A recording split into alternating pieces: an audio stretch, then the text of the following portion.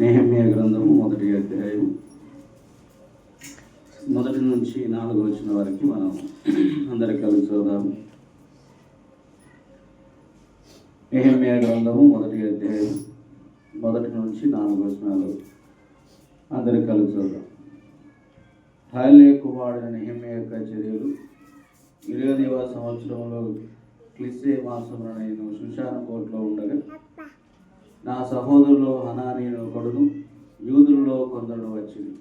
చెరపట్టబడిన శేషములో తప్పించుకున్న యూదులను గూర్చి యెరూషలేమును గూర్చి నేను వారిని అడగగా, వారు చెరపట్టబడిన వారు శేషించిన వారు ఆ దేశంలో బహుగా శ్రమను నిందలు పొందుతున్నారు. మరి యెరూషలేము యొక్క ప్రాకారం పడద్రోయబడినది, దాని గుమ్మములు అగ్ని చేత కాల్చబడి నాకు చెప్పింది. ఈ మాటలు వినినప్పుడు నేను కూర్చుండి ఏడ్చి కొన్ని దినములు దుఃఖముతో ఉపవాసం ఉండి ఆకాశమందుల దేవుని యొక్క విజ్ఞాపన చేసేది. దేవుడి వాక్యం ద్వారా మనతో మాట్లాడగాక. ఈ 2వ రోజు ఉపవాస ప్రార్థన కూడికలో నెహెమ్యా గ్రంథంలో మనం కొన్ని విషయాలు చూసినట్లయితే, ఆ దినాల్లో నెహెమ్యా ఏ కోటలో ఉన్నాడంటే షూషాను కోటలో ఉన్నాడు.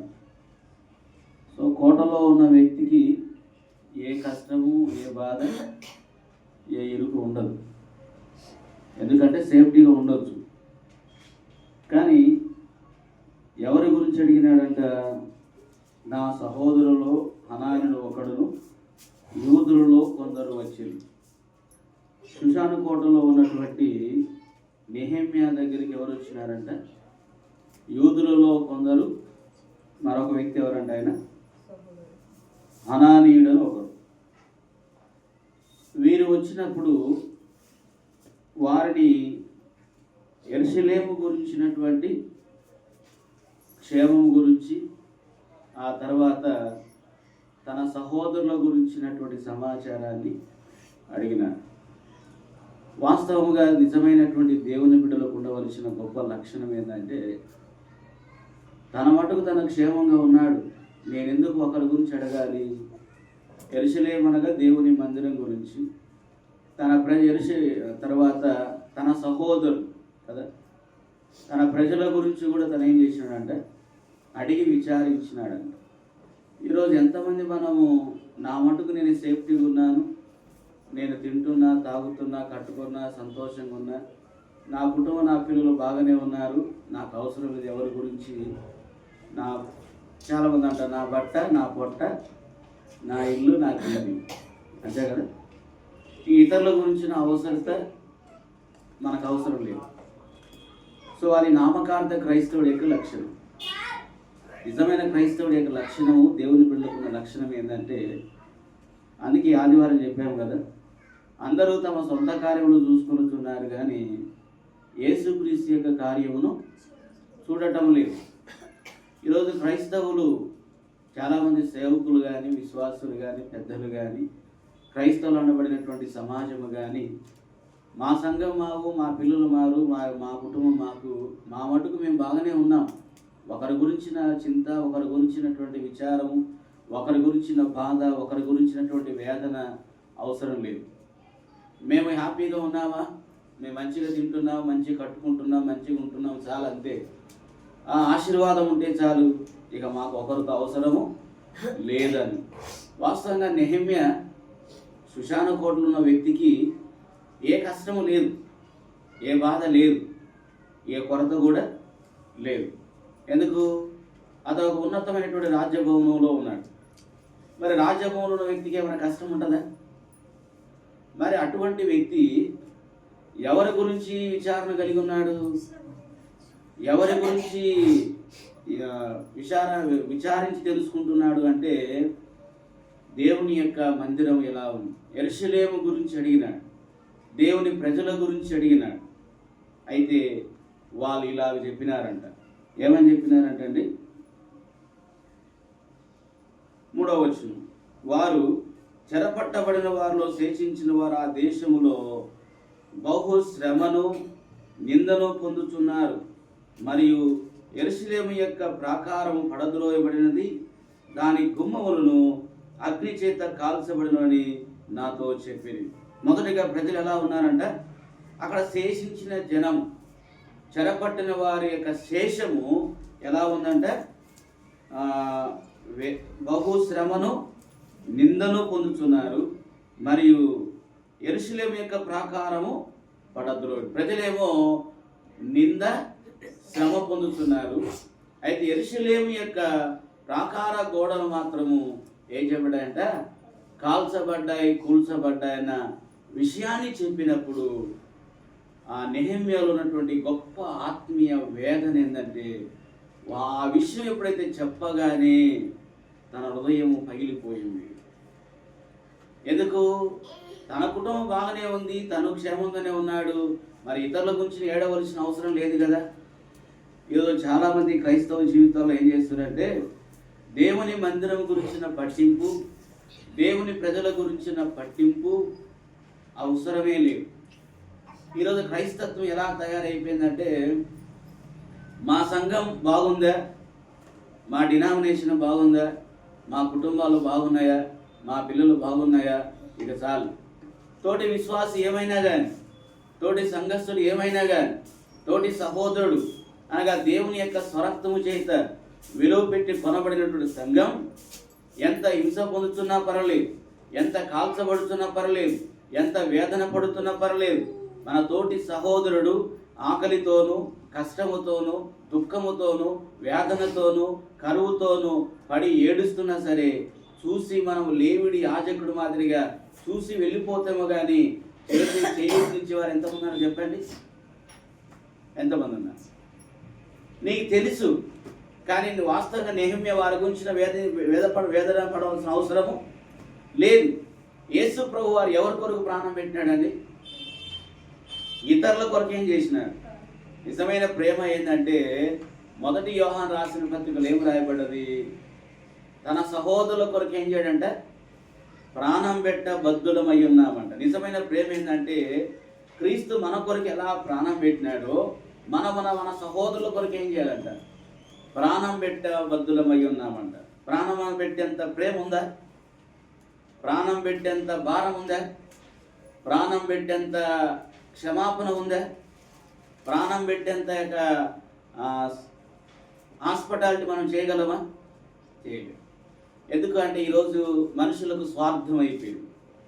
మనుషులకి ఎట్లా ఉందంటే స్వార్థం, సెల్ఫ్ కదా. నేను క్షేమంగా ఉంటే సార్, ఏ సంఘం, ఏ దేవుని సేవకుడు, ఏ విశ్వాసి, ఏ కుటుంబం ఎట్లయినా పోని, అది క్రైస్తవుడి యొక్క లక్షణమే. అందుకే ఈ రోజులలో అటువంటి వేదన గల ప్రజలు ఎవరున్నారు?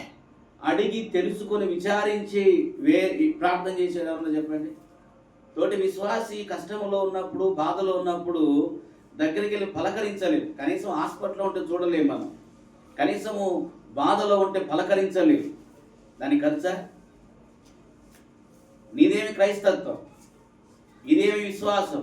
ఈరోజు దేవుని ప్రజల మధ్య ఏమొచ్చిందంటే స్వార్థం వచ్చింది, అహం వచ్చింది, గర్వం వచ్చింది, ద్వేషం వచ్చింది, అపవిత్రత వచ్చింది, కులం వచ్చింది, ప్రాంతీయ భేదం వచ్చింది. కాబట్టి సంఘాన్ని ఏం చేశారంట? ముక్కలు ముక్కలుగా చేస్తారు. ఈరోజు చాలామంది కూడా ఏం చేశారంట? దేవుని యొక్క మనసు లేదు, దేవుని యొక్క ప్రేమ లేదు, దేవుని యొక్క క్షమాపణ లేదు, దైవిక విధానముగా ప్రేమించేటువంటి మనస్తత్వము లేనటువంటి ప్రజలుగా ఉన్నారు. కానీ నెహెమ్యా షుషాను కోటలో ఉన్న, తను క్షేమముగా ఉన్న తన మనసు మాత్రము ఏం చేసినాడంట? ఆ ప్రజల విషయమే బాధకున్నాడు. వాస్తవంగా మరి యెరూషలేములో అంతమంది ఉంటే దేవుడు ఎవరి హృదయాన్ని భారం పుట్టించినాడండి? ఎందుకు? మరి అక్కడున్న ప్రజలు చాలామంది భారం లేని వారు ఉన్నారు. అందుకే దేవుని మనసు కలిగిన ప్రజల దగ్గరికి దేవుని ఆత్మ వెళుతుందంట. దేవుని మనసు గల వ్యక్తికే దేవుని యొక్క భారాన్ని పుట్టిస్తాడు. అందరికీ దేవుడు మాట్లాడు, అందరితో దేవుడు ఏం చేయడు? దర్శించడు, అందరితో తన భారాన్ని పంచుకోడు.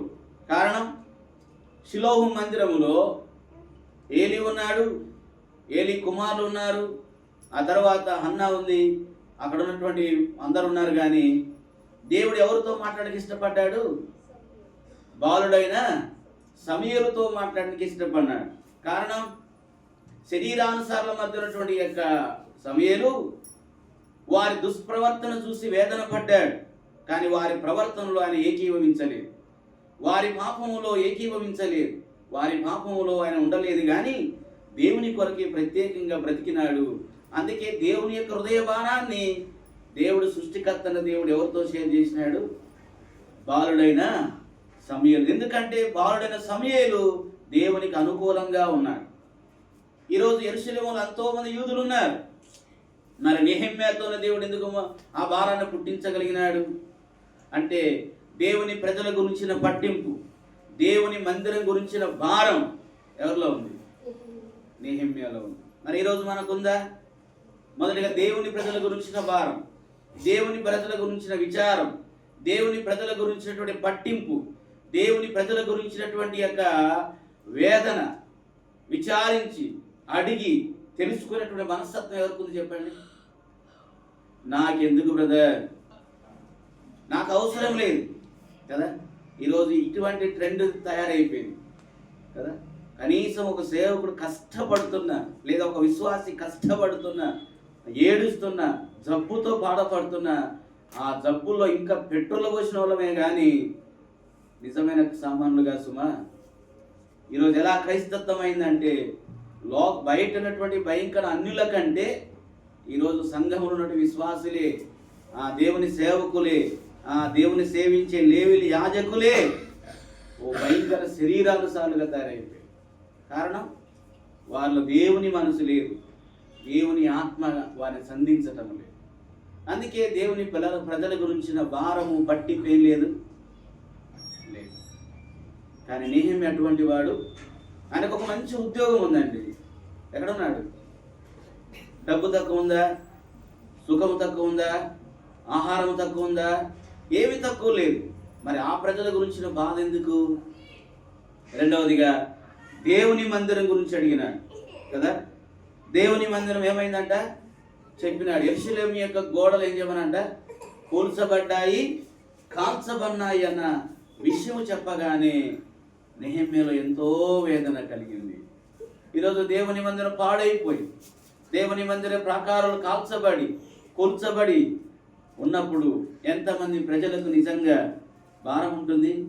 ఈరోజు అపవిత్రత కలిగి, వ్యభిచారము కలిగి, జారత్వం కలిగి, ద్వేషము, ఈర్ష్య, కోపం, ఈర్ష్యతో ఉండి దేవుని సంఘాన్ని, దేవుని పరిచర్యను, దేవుని యొక్క ప్రాకార గోడను కూల్చేటటువంటి వారు ఎంతమంది? అడ్జస్ట్మెంట్ చేస్తాం, సమర్థించుకుంటాం, దానికి వాక్యాధారములు చేసుకొని పాపాన్ని ఏం చేస్తామంట? ఎంకరేజ్మెంట్ చేసేవారు. అంటే ఈరోజు దేవుని మందిరం ఏమైందంట? దేవుని యొక్క పరిచర్య ఏమైంది? దేవుని యొక్క మందిరం ఏమైంది? దేవుని యొక్క వాక్యం ఏమైతుంది? దేవుని యొక్క మందిరాలలో ద్వేషాలు, కలహాలు, గ్రూపిజము కదా, పార్టీజము కదా, లోకమంతా ఎక్కడికి వచ్చిందంట? ఆది అపోస్తుల సంఘము బయటికి వెళ్ళి అనేకులు మార్చింది, అనేక కఠినాత్ములను, అనేక భయంకర వ్యక్తులను మార్చి క్రీస్తు కొరకు మన్నించేటట్టుగా చేసింది.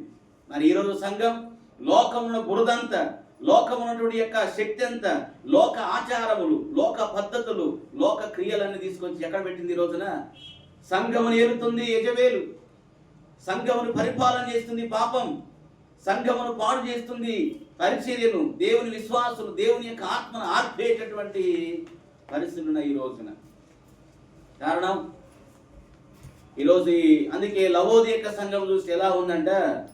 ప్రకటన గ్రంథం దగ్గర చదవండి. ప్రకటన గ్రంథంలో లవోదిక సంఘం ఎలా ఉందంట? ప్రభు చెప్తున్నాడు, నువ్వు వెచ్చగానైనా ఉండు, లేకపోతే చల్లగానైనా ఉండు. నులివెచ్చగా ఉన్నట్లయితే నేనేం చేస్తానంటున్నాడు. ప్రకటన గ్రంథము 3వ అధ్యాయం 14వ వచనం. లవోదికలున్న సంఘము దూతకిలాగు రాయము, ఆమెన్ అనువాడు నమ్మకమైన సత్యసాక్షియు, దేవునికి సృష్టికి ఆది అయిన వాడు చెప్పు సంగతులేవనగా, నీ క్రియలు నేను ఎరుగుదును, నువ్వు చల్లగానైనను వెచ్చగానైనా లేవు.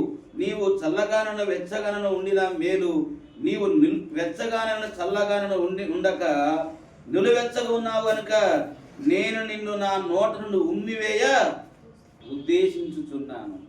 అలాగే అంటున్నాడు నీవు దౌర్భాగ్యుడవును, దిక్కుమాలవాడవును, దరిద్రుడును, గుడ్డివాడవును, దిగంబరుడై ఉన్నావని ఎరుగక నేను ధనవంతుడును, ధనవృద్ధి చేసి ఉన్నాను, నాకేమీ కొదువు లేదని చెప్పుకొనుచున్నా.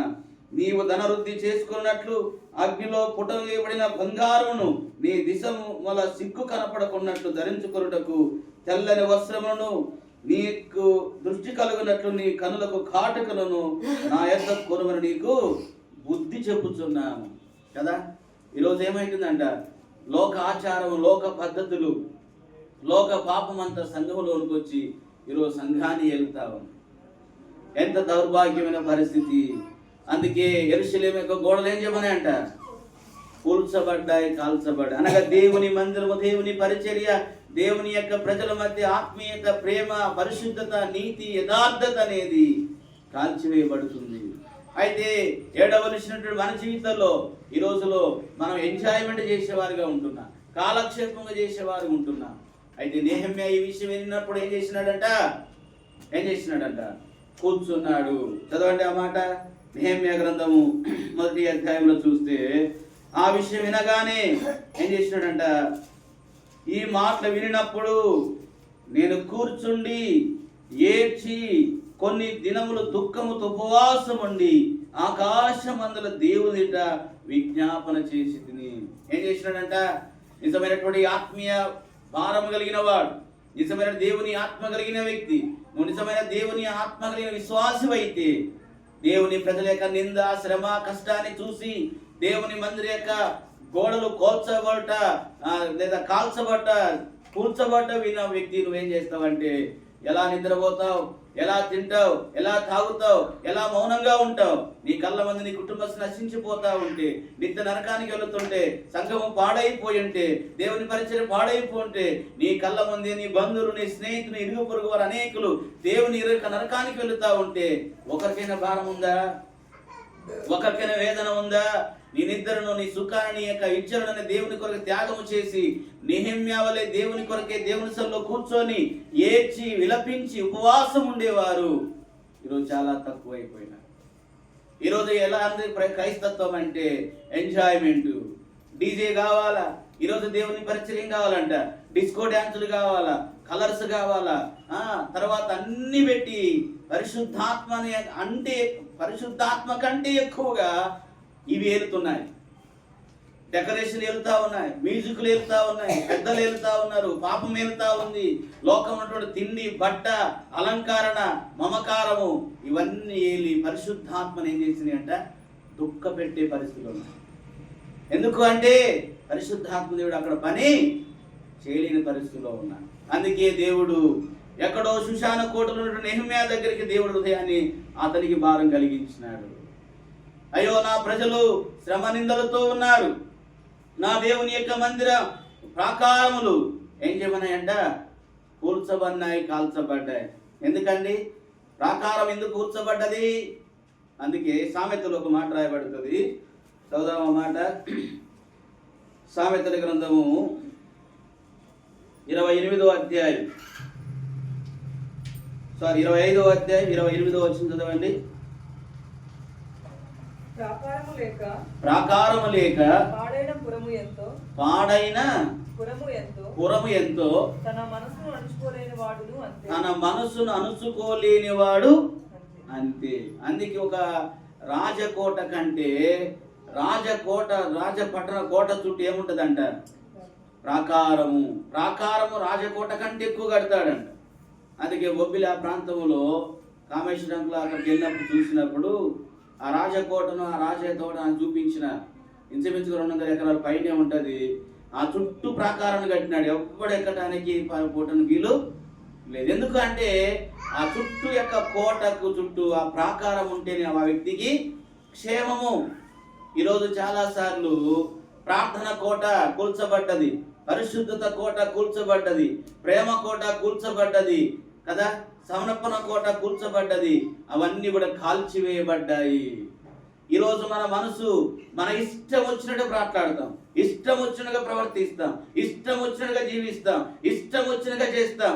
నా ఇష్టం, నాది, నా నా నా అనే స్వభావం ఎందుకంటే నువ్వెప్పుడో కాల్చబడ్డావు, కూల్చబడ్డావు. నీ మనసు నీ ఆధీనంలో లేదు. నీ చెవు ఇష్టం వచ్చింది వింటావు, నీ మాట నీ నోరు ఇష్టం వచ్చింది మాట్లాడతావు, నీ కళ్ళు నీకు ఇష్టం వచ్చింది చూస్తావు, నీ చేతులు నీకు ఇష్టం వచ్చిన పనులు చేస్తావు, నీ కాళ్ళు నీకు ఇష్టం వచ్చిందని పరిగెత్తుతావు. ఎందుకు తెలుసా? తన మనసును అణుచుకోలేని వాడంతే. ఈరోజు ఎందుకు దేవుని బిడ్డలు ఎలా ఉంటున్నారు? వారి జీవితంలో కాల్చివేయబడ్డారు ఆత్మీయతలో కదా. అందుకే నెహెమ్యా ఏం చేశాడంటే ఆ యొక్క విషయమై ఎరిగిన వాడై దేవుని సన్నిధిలో కూర్చొని బహుగా ఏం చేసినాడంట, కూర్చొని ఏడ్చి కొన్ని దినములు ఏం చేసినాడంట, ఉపవాసం ఉండి ప్రార్థన చేసినాడు. సో ఈ రాత్రికాల సమయంలో దేవుని మందిరకు చేరి వచ్చిన మనం కూడా ఏం చేయాలంట, దేవుని యొక్క మందిర ప్రాకారాలు కూర్చోబడ్డాయి.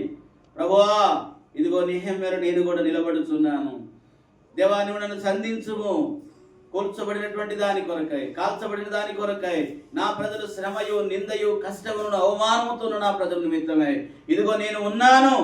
నేను కూడా నా జీవితాన్ని పణముగా పెట్టి అనేక ఆత్మల రక్షణ కొరకై, తిరిగి నూతన ఉజ్జీవం కొరకై, దేవుని రాజ్య వ్యాప్తి కొరకై, దేవుని యొక్క పరిచర్య కొరకై, దేవుని యొక్క సేవకుల కొరకై, సంఘాల కొరకై, పరిచర్య కొరకై, ఆత్మల రక్షణ కొరకై, మా దేశము కొరకై, నా కుటుంబం కొరకై, నా కళ్ళ ముందే నశించిపోతున్న నిత్య నరకులు వారి కొరకై ఇదిగో నేను ఉన్నాను, నా జీవితాన్ని అర్పిస్తున్నాను ప్రభు అని మనం దేవుని చేతులకు అప్పగించుకొని ప్రార్థన చేద్దాం. మోకరించండి.